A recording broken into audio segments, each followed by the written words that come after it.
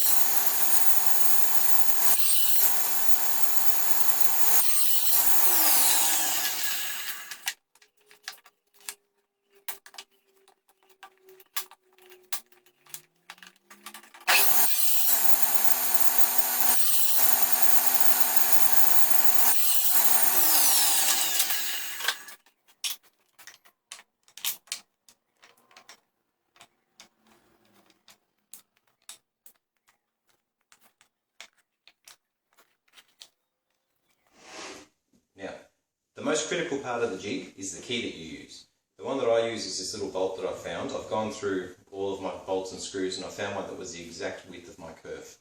So, if it's wider than the kerf of your blade, then it's not going to line up properly and your joints aren't going to fit. And likewise, if it's smaller than the width of your blade, same thing's going to happen, it's just not going to fit. So it's got to be spot on. So basically, find a bolt or a screw or a pin or anything you're going to use. Make sure that it fits in the kerf perfectly and just comes out nice and easily. If it's loose, no good. It took me about, 5 or 6 goes the first time round, so I know that this one fits me perfectly, but you might have to do a little bit of trial and error to find the one that fits you.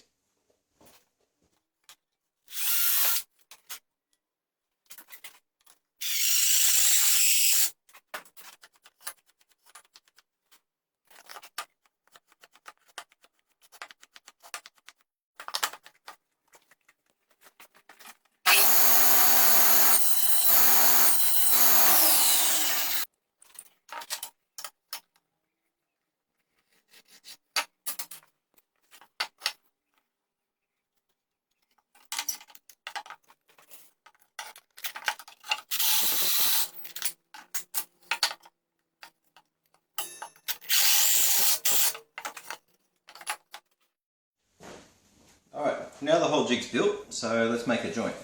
First thing what I do is I put the ruler down here so that when I put my workpiece on it doesn't drag when I go back and forth. It's going to be just a couple of mil above the table. So we've got to account for that with the blade height. So I put the ruler there, put my workpiece next to it. I want the height of my joints to be about the width of the piece of wood.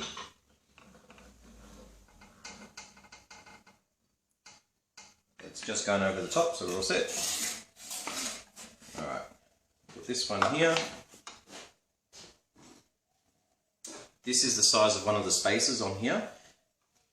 To make sure the joints line up properly, I need it to be one space over, and that's it. So now I've just got to clamp this here.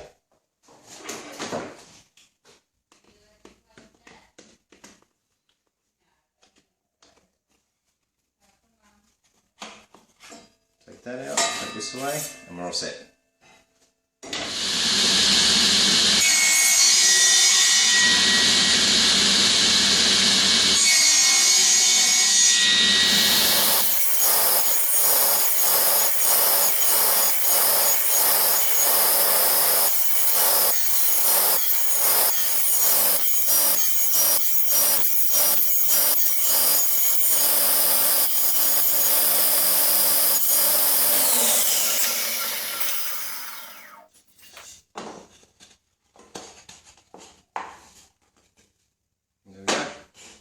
The height wasn't set high enough there, so they're a little bit short.